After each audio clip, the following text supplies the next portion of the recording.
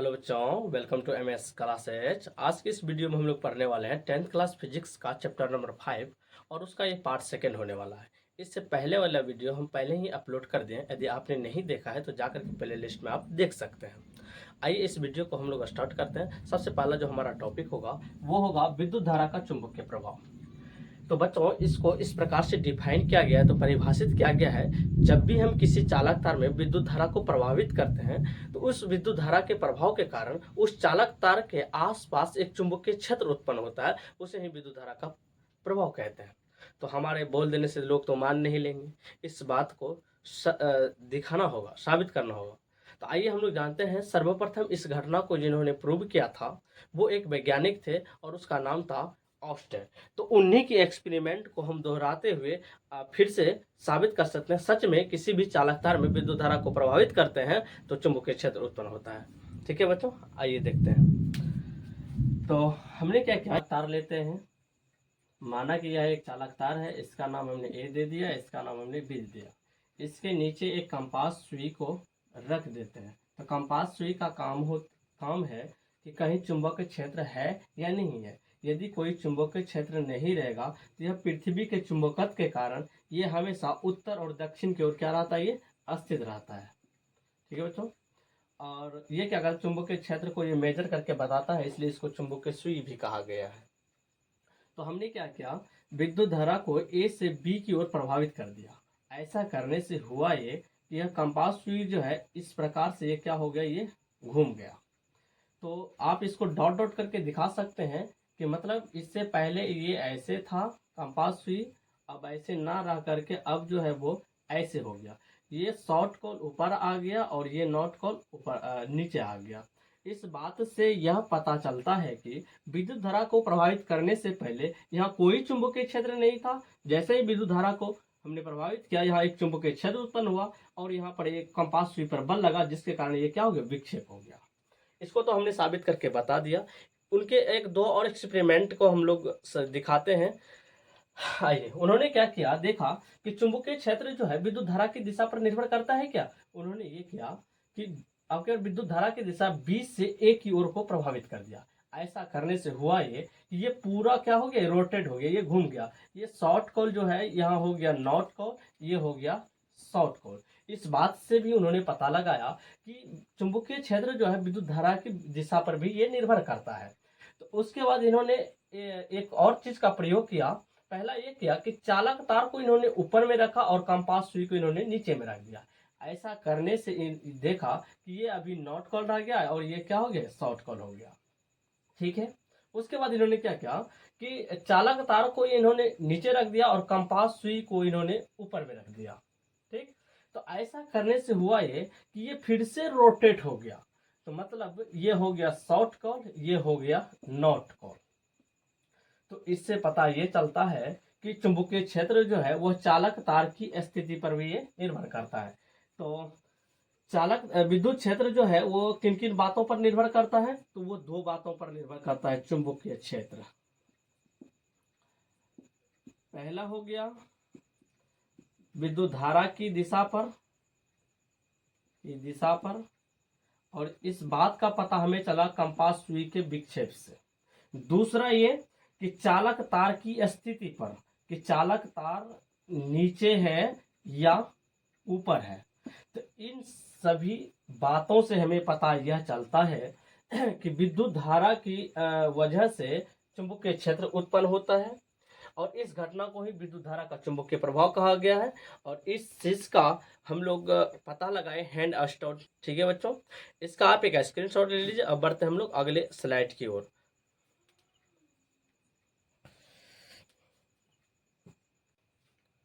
आइए अब हम लोग जानते हैं, किसी भी चालक तार में विद्युत धारा को जब प्रभावित करते हैं तो उस विद्युत धारा के प्रभाव के कारण एक चुंबकीय क्षेत्र उत्पन्न होता है।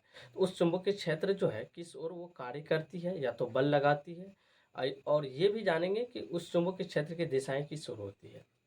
तो हमारा जो सबसे पहला टॉपिक है, इसमें लिखा है धारावाही सीधे चालक के कारण चुंबकीय क्षेत्र रेखाएं कैसे होते हैं, तथा ये भी जानेंगे चुंबकीय क्षेत्र की दिशाएं किस ओर होती है।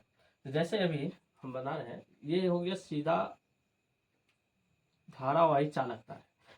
और इसमें जैसे ही हम विद्युत धारा को प्रभावित करते हैं, इस विद्युत धारा के कारण यह चालक तार जो है यह चुंबकत्व का काम करना शुरू कर देता है। तो इससे पहले हम लोग पढ़े थे पहले वाले वीडियो में कि किसी भी चुंबक में दो ध्रुव होता है, एक नॉर्थ होता है, दूसरा साउथ पोल होता है। तो चुंबकीय क्षेत्र रेखाएं जो है वो उत्तरी ध्रुव से निकलती है और दक्षिण ध्रुव में आकर के वो क्या करती है, प्रवेश करती है इस तरीका से। तो अब ये जो चालक तार है, ये चालक तार अब चुंबक का कार्य करता है। अब यहाँ पर एक चुंबकीय क्षेत्र उत्पन्न होगा, तो उस चुंबकीय क्षेत्र की दिशाएं किस ओर होगा, चुंबकीय क्षेत्र की रेखाएं क्या होगा, उन चीजों के बारे में हम लोग जानते हैं। तो इन चीजों को जानने से पहले हम लोग क्या करते हैं, यहाँ पर एक कार्डबोर्ड ले लेते हैं इस तरीका से, और इसमें एक सीधा चालक तार डाल देते हैं और यहाँ से ये अंदर की ओर चला गया है। और इस कार्डबोर्ड के ऊपर ढेर सारा जो है लोह पदार्थ को, चूर्ण को हम रख देते हैं, ठीक। और जैसे इसमें विद्युत धारा को प्रभावित करते हैं तो यहाँ एक चुंबकीय क्षेत्र उत्पन्न होता है। और इसको जैसे ही थोड़ा सा इसको ऐसे ठोकते हैं, ठोकने के बाद होता यह है कि ये जो है लोह पदार्थ अब ऐसे ना रह करके यह एक व्यवस्थित ढंग से यह एक वृत्ताकार के रूप में ये इस प्रकार से वृत्ताकार के रूप में ये क्या होता है, सज जाता है। जिस सभी वृत्त का केंद्र क्या एक ही केंद्र होता है और जिसको हम लोग स्वकेंद्रीय वृत्त कहते हैं, इस रूप से ये व्यवस्थित हो जाता है। ये तो था चुंबकीय क्षेत्र रेखाएं। अब हम लोग जानने की कोशिश करते हैं कि चुंबकीय क्षेत्र रेखाएं की दिशाएं किस ओर है। तो इन चीजों को जानने से पहले हम लोगों को पढ़ना होगा मैक्सवेल का दक्षिण हस्त के नियम। तो मैक्सवेल के दक्षिण हस्त के नियम कुछ इस प्रकार से है। वो अंगूठा जो है वो क्या करता है, वो धारा की दिशा को बताता है और बाकी की अंगुलियां जितना है वो क्या बताता है, चुंबकीय क्षेत्र की दिशा है। तो मतलब हम मैक्सवेल के दक्षिण हस्त के नियम को परिभाषित करता हूँ कि मैक्सवेल के नियमानुसार हम किसी भी धारावाही चालक तार को इस प्रकार पकड़े कि अंगूठा जो है धारा की दिशा की ओर बतावे और बाकी की समूलियां चुंबकीय क्षेत्र की दिशा को बताता है। फिर से एक बार समझिए, मैक्सवेल के नियमानुसार किसी भी चालक तार को इस प्रकार पकड़ा जाए कि अंगूठा जो है ये धारा की दिशा को बताता है और बाकी की सब अंगुलियां चुंबकीय क्षेत्र की दिशा को बताता है, ठीक है। जैसे माना कि यह चालक तार है और जैसे विद्युत धारा की दिशा इस ओर है, तो हम लोग इसको इस प्रकार से पकड़ें कि अंगूठा जो है धारा की दिशा को बतावे, बाकी की सब अंगुलियां चुंबकीय क्षेत्र की दिशा को बताता है, ठीक। इस प्रकार से यहाँ पर दिया गया है। यहाँ पर यह एक चालक सीधा धारावाही चालक तार है और ये जो है मैक्सवेल के दक्षिण हस्त के नियम। दक्षिण हस्त के नियम का मतलब होता है दाएं हाथ। तो इसको इस प्रकार से पकड़ा है, ये जो है धारा की दिशा को बताता है, बाकी की सब उंगलियां कहाँ बता रही है, चुंबकीय क्षेत्र की दिशा। तो चुंबकीय क्षेत्र की दिशा जो होगा वो इस ओर होगा, ठीक है बच्चों, ध्यान समझ गए। अब हम लोग यहाँ पर वही चीज करने वाले हैं।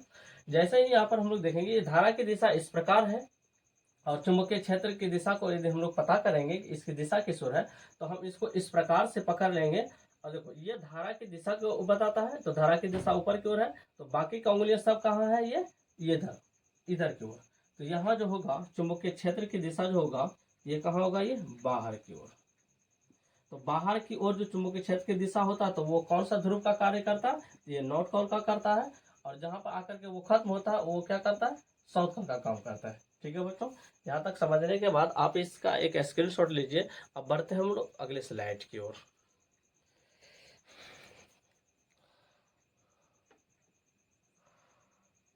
इससे पहले हमने देखा धारावाही सीधे चालक में चुंबकीय क्षेत्र की दिशाएं किस ओर होती है। अब हम लोग देखेंगे इसमें जो ये टॉपिक्स है कि वृत्ताकार तार के कारण चुंबकीय क्षेत्र रेखाएं किस ओर होगा। तो वृत्ताकार जो एक तार होता है ऐसे बच्चों इस प्रकार से, और यहाँ पर ये हो गया माइनस और ये हो गया ये प्लस, और इसमें हम लोग क्या करेंगे, विद्युत धारा को प्रभावित कर देंगे इस ओर से ऐसे। तो यहाँ जो धारा का दिशा है ये क्या है, घड़ी की जस्ट उल्टा है, इस ओर है ना, घड़ी घूमता है इस ओर, तो ये है इस ओर। अब यहाँ पर हम लोग बात करते हैं कि चाहे इस जगह हो चाहे इस जगह हो, किसी भी बिंदु पर हम लोग ये पता करेंगे चुंबकीय क्षेत्र रेखाएं किस ओर होगा। अभी हमने पढ़ा मैक्सवेल के नियमन अनुसार कि धारावाही चालक तार को दाएं हाथ से हम लोग इस प्रकार पकड़े कि वो अंगूठा जो है वो धारा की दिशा को बताता है, बाकी की सब अंगुलियां क्या बताता है, चुंबकीय क्षेत्र की दिशा को बताता है। तो यदि हम इस बिंदु पर पता करो ये धारा की दिशा इस ओर है और बाकी की सब अंगुलियां क्या है, ये बाहर की ओर है, तो यहाँ जो चुंबकीय क्षेत्र की दिशा होगा ये क्या होगा, बाहर की ओर, मतलब इस ओर ऐसे, ठीक है। यदि यहाँ पर भी पता करो तो ये कैसा होगा, ये बाहर की ओर होगा। चुंबकीय क्षेत्र की दिशा क्या होगा, ये बाहर की ओर होगा। ठीक है यहाँ तक। अच्छा, ये वृत्ताकार तार जो है इसके ऊपरी सतह पर यदि बात किया जाए तो चुंबकीय क्षेत्र की दिशा क्या होता है, ये बाहर की ओर आता है। तो ये इसको देखने के बाद ये जो कार्य करता है, कौन से ध्रुव का कार्य करता है, अभी हम यहाँ पर एक तुलना करते हैं एक चुंबक से। ये इस प्रकार से, इसको बोलते हैं नॉर्थ पोल, इसको बोलते हैं हम लोग साउथ पोल। ठीक है, इस प्रकार से। तो यहाँ पर हम देख रहे हैं ये उत्तरी ध्रुव से चुंबकीय क्षेत्र रेखाएं क्या होती है, बाहर निकलती है। तो ये वृत्ताकार के तार जो है इसके ऊपर वाला जो भाग है, यहाँ पर जो चुंबकीय क्षेत्र कार्य करता है वो क्या करता है, उत्तरी ध्रुव का कार्य क्या करता है, ये उत्तरी ध्रुव का कार्य करता है। कौन सी सतह, तो बाहर की सतह।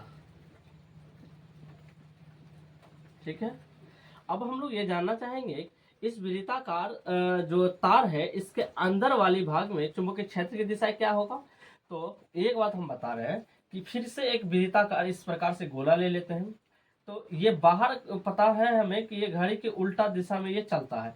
यदि इस प्रकार से ये चल रहा है, इसके अंदर वाला देखें तो ये किस ओर चलता होगा, तो ये इसका जो दिशा होगा ना, ये बिल्कुल इस तरीका से हो जाएगा, इस तरीका से, ऐसे। ठीक है बच्चों, जैसे देखो ऐसे ऐसे घूम रहा है ऐसे। इसके अंदर की सतह की बात करूं, जैसे हम घूर रहे हैं इस प्रकार से, ऐसे ऐसे घूम रहे हैं। तो अब जो हमारा घूरने का जो ये हाथ की तरीका हो गया, क्या हो गया, जस्ट घड़ी के जैसा हो गया, जिस प्रकार से वो घड़ी घूरता है। अभी भी ऐसे ऐसे घूमेंगे तो बाहर बाहर जो है हम घड़ी के विपरीत दिशा में घूर रहे हैं, और अंदर जो होता है क्या हो जाता है, घड़ी के ठीक जिस प्रकार से घड़ी घूमता है उस प्रकार से। ठीक है, अब यहाँ पर यदि हम लोग बात करूं कि ये जो अंदर वाली सतह है वो चुंबकीय क्षेत्र की कौन सी ध्रुव का कार्य करता है, चुंबक का, तो हम लोग कह सकते हैं यहाँ जो करेगा वो दक्षिण ध्रुव का कार्य करेगा। अंदर की सतह कौन सी का, दक्षिणी ध्रुव का कार्य करेगा। जैसे देखो यहाँ पर हम लोग बात करते हैं, यहाँ क्या है, बाहर की ओर। तो यहाँ पर जो चुंबकीय क्षेत्र की दिशा है ये इस प्रकार से है, और यहाँ इस प्रकार से, इसको ऐसे मिला देंगे, और यहाँ पर जो चुंबकीय क्षेत्र की दिशा होगा ये क्या होगा, ये बाहर की ओर। ठीक है, यहाँ तक। यहाँ क्या हो जाएगा, ये इस प्रकार से हो जाएगा, और ये इस प्रकार से, और इसको इस तरीका से मिला दो, ये क्या करेगा, ये शॉर्ट कॉल के जैसा करेगा, जस्ट ये क्या होगा, घूम जाएगा। ठीक है, अभी हमने देखा कि किसी भी वृत्ताकार जो धारावाही चालक तार होता है उसमें चुंबकीय क्षेत्र की दिशाएं क्या होती है, चुंबकीय क्षेत्र की रेखाएं क्या होती है। ठीक है, आप इसका एक स्क्रीनशॉट लीजिए। अब बढ़ते हैं हम लोग अगले स्लाइड की ओर। आइए अब हम लोग पढ़ते हैं परिनालिका के बारे में। परिनालिका कहते हैं किसे हैं। परिनालिका जो होता है ना बच्चों, एक प्रकार से व्यवस्था होता है। व्यवस्था कुछ इस प्रकार से होता है, एक विद्युत रोधी चालक तार जो कि काफ़ी लंबा होता है और उसे सर्पिल के आकार के रूप में इस प्रकार से लपेटा जाता है जो कि एक दूसरे को कट नहीं करे और वो सटा हुआ रह सकता है। इस प्रकार की संरचना को हम लोग क्या बोलते हैं, परिनालिका कहते हैं। आइए हम लोग डायग्राम के जरिए समझते हैं। और ये परिनालिका किसे कहते हैं, देखो यहाँ पर हमने क्या किया है, एक विद्युत रोधी चालक तार को जो है सर्पिल के आकार में इसको इस प्रकार से लपेट रखे हैं जो कि एक दूसरे को वो कट नहीं कर रहे बल्कि वो सटे सटे हुए से है। ठीक है, तो इस प्रकार से इसको व्यवस्थित किए गए हैं और इसी प्रकार की संरचना को हम लोग क्या कहते हैं, परिनालिका कहते हैं। तो बात आता है विद्युत रोधी। विद्युत रोधी किसे कहते हैं, तो विद्युत रोधी वैसा चालक तार जिस पर कोई भी प्लास्टिक का कवर हो, कुछ पेंट वगैरह हो, कुछ ऐसा कर दिया गया हो जिसको छूने से आपको करंट नहीं लगेगा। और मतलब या तो ऐसे कह सकते हैं ऐसा चालक तार जो कि अपने से उनके विद्युत धारा को वो बाहर नहीं निकल लेता, उसे हम लोग विद्युत रोधी चालक तार कहते हैं। ठीक है बच्चों। अच्छा, ये अक्सर जो होता है एक खोखले बेलन के ऊपर इसको लपेटा जाता है और कुछ इस प्रकार से लपेटा जाता है जो कि एक दूसरे को वो कट ना करे बट कि वो सटे सटे हुए रहे, उसे हम लोग क्या कहते हैं, परिनालिका कहते हैं। ठीक है बच्चों। अच्छा, तो उसके बाद हम लोग क्या करते हैं एक बैटरी की सोर्स से इसको हम लोग जोड़ देते हैं। ये हो गया धन ध्रुव, ये हो गया हमारा ऋण ध्रुव, और इसमें विद्युत धारा को प्रवाहित कर देता है। जैसे इसमें विद्युत धारा को हम लोग प्रवाहित करेंगे तो यहाँ एक चुंबकीय क्षेत्र उत्पन्न होगा और ये काफ़ी शक्तिशाली चुंबक का निर्माण होता है। तो अब हम लोग जानने के प्रयास करेंगे उस चुंबक क्षेत्र की दिशाएं किस ओर होगा। इसको हम लोग जानेंगे कैसे, तो वही दक्षिण हस्त के नियम के अनुसार। तो दक्षिण हस्त के नियम के अनुसार हम लोग ऐसे करेंगे कि हमारा जो है अंगूठा बताएगा चुंबकीय क्षेत्र की दिशा को, और बाकी की सब अंगुलियां जो है वो धारा की दिशा को बताएगा। तो यदि हम लोग कहें कि यहाँ पर जो ये धारा है, धारा कुछ इस प्रकार से है, धारा यदि इस प्रकार से है, तो ये अंगूठा क्या बताएगा, चुंबकीय क्षेत्र की दिशा। इस प्रकार से यदि हम लोग इसको पकड़ें, ये हो गया चुंबकीय विद्युत धारा की दिशा, और ये जो हो गया ये क्या हो गया, चुंबकीय क्षेत्र की दिशा। तो यहाँ जो चुंबकीय क्षेत्र की दिशा होगा ये इधर होगा, तो जहाँ से बाहर निकलता है उसको हम लोग क्या बोलते हैं, नॉर्थ पोल, इसको क्या बोलते हैं हम लोग, साउथ पोल। ठीक है बच्चों, इसको लिख सकते हो। तो कुछ इस प्रकार से इसको डिफाइन कर सकते हो कि परिनालिका जो होता है एक प्रकार से व्यवस्था होता है, एक विद्युत रोधी चालक का जो कि बहुत काफ़ी लंबा होता है, उसको इस प्रकार से लपेटा जाता है सर्पिल के आकार में, जो कि एक दूसरे को कट नहीं करती बल्कि वो सटे सटे हुए रह सकते हैं। और ये अक्सर एक खोखले बेलन के ऊपर इसको लपेटा जाता है, और जिस चीज़ का निर्माण होता है उसे हम लोग क्या कहते हैं, परिनालिका कहते हैं। तथा उसके बाद क्या करते हैं, इसमें एक विद्युत धारा के सोर्स से इसको जोड़ देते हैं और इसमें विद्युत धारा को प्रभावित कर देते हैं। जैसे इसमें विद्युत धारा को प्रभावित करते हैं तो यहाँ पर एक चुंबकीय क्षेत्र उत्पन्न हो जाता है। और उस चुंबकीय क्षेत्र की दिशा किस ओर होगी, तो हम लोग दक्षिण हस्त के नियम के अनुसार हमारे अंगूठा जो है चुंबकीय क्षेत्र की दिशा को बताता है, बाकी की सब उंगलियां विद्युत धारा की दिशा को बताता है, जो कि इस ओर है। इसको हम लोग कौन सा ध्रुव बोलते हैं, उत्तरी ध्रुव। ठीक है, इस प्रकार से ऐसे निकलता है और इस तरीका से वो क्या करता है, एंड करता है। ठीक है बच्चों, आप इसका एक स्क्रीनशॉट लीजिए। अब हम लोग पढ़ते हैं अगले स्लाइड की ओर। ठीक है, आइए अब हम लोग जानते हैं विद्युत चुंबक के बारे में। विद्युत चुंबक कहते किसे हैं? तो विद्युत चुंबक उस चुंबक को कहते हैं जो कि विद्युत धारा की सहायता से बनाया जाता है, और उसमें चुंबकत्व का गुण तभी तक पाया जाता है जब तक हम उसमें विद्युत धारा को प्रभावित करते हैं। आइए इस डायग्राम को, इसको हम डायग्राम के जरिए समझते हैं। हमारे पास क्या है, एक परिनालिका को इस प्रकार से ले लिए, कुंडलित करके इसको एक व्यवस्थित कर दिए, और इसके अंदर एक नर्म लोहे के टुकड़े को क्या करते हैं हम लोग, डाल देते हैं। ठीक है, और इस परिनालिका को एक बैटरी से हम कनेक्ट कर देते हैं। बैटरी से जैसे ही कनेक्ट करेंगे इसमें विद्युत धारा प्रभावित हो जाएगा, और विद्युत धारा प्रभावित होने के बाद इसमें क्या होगा, विद्युत धारा प्रभावित होने लगेगा और यहाँ जो चुंबकीय क्षेत्र उत्पन्न हो जाएगा। और ये जो हमने नर्म लोहे को का प्रयोग किए हैं, अब ये जो है यह काफ़ी शक्तिशाली चुंबकत्व का काम करेगा ये। और ये चुंबकत्व का गुण तभी तक इसमें पाया जाएगा जब तक इसमें हम विद्युत धारा को प्रभावित करेंगे, और जैसे ही विद्युत धारा की सप्लाई को हम बंद कर देंगे, ये साधारण से फिर क्या बन जाएगा, ये नर्म लोहे बन जाएगा। ठीक है बच्चों, यहाँ तक समझ में आ गया। और इसमें आप ये लिख सकते हैं कि ये जो विद्युत चुंबक होता है यह अस्थायी चुंबक होता है। अस्थायी चुंबक क्यों होता है, क्योंकि इसमें जब तक हम विद्युत धारा को प्रभावित करते हैं तब तक ये चुंबकत्व का गुण दिखाता है। जैसे ही विद्युत धारा की सप्लाई को हम बंद कर देते हैं, यह साधारण से नर्म लोहे बन जाता है।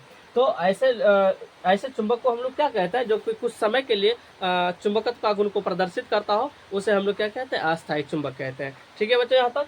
अच्छा, अब सवाल आता है नर्म लोहे का प्रयोग हम लोग क्यों करते हैं। तो नर्म लोहा जो होता है वो कम समय में बहुत जल्दी से, बहुत आसानी से, जैसे ही विद्युत धारा उसमें जाता है वहाँ पर एक वो जो है चुंबक, ये नर्म लोहे, ये काफ़ी शक्तिशाली चुंबकत्व का गुण उसमें आ जाता है, और जैसे जैसे ही इसको हम विद्युत धारा से इसको संपर्क से हटाते हैं, ये साधारण से ये क्या बन जाता है, नर्म लोहे बन जाता है। ठीक है बच्चों, एक बार फिर से मैं डिफिनेशन को बता रहा हूँ कि विद्युत चुंबक किसे कहते हैं। तो विद्युत चुंबक उस चुंबक को कहते हैं जो कि विद्युत धारा की सहायता से बनाया जाता हो, और तथा उसमें चुंबकत्व का गुण तब तक पाया जाता है जब तक उसमें विद्युत धारा को हम लोग प्रभावित करते रहते हैं, और जैसे ही विद्युत धारा की प्रभावित की सप्लाई को हम बंद कर देते हैं, वह एक साधारण से क्या बन जाता है, नर्म लोहे बन जाता है। और ये चुंबकत्व जो होता है, विद्युत चुंबक जो होता है, यह अस्थायी चुंबक होता है। अस्थायी चुंबक किसको बोलते हैं, तो मतलब वैसा चुंबक जिसमें बहुत कम समय के लिए चुंबकत्व के गुण को प्रदर्शित करता हो, उसे क्या कहते हैं, अस्थायी चुंबक कहते हैं। ठीक है बच्चों, और नर्म लोहे का प्रयोग हम लोग क्यों करते हैं, क्योंकि ये बहुत कम समय में जल्दी ही चुंबकत्व के गुण को ये क्या करता है, प्रदर्शित करने लगता है, और जैसे ही विद्युत धारा को हम लोग क्या करते हैं, उसके संपर्क से हटा देते हैं, वो साधारण से एक नर्म लोहा बन जाता है। और इसे एक दूसरे नाम दिया गया जिसे हम लोग क्या कहते हैं, क्रोड भी कहते हैं।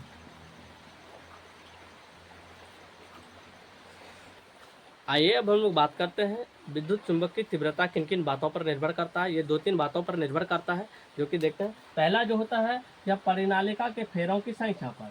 परिनालिका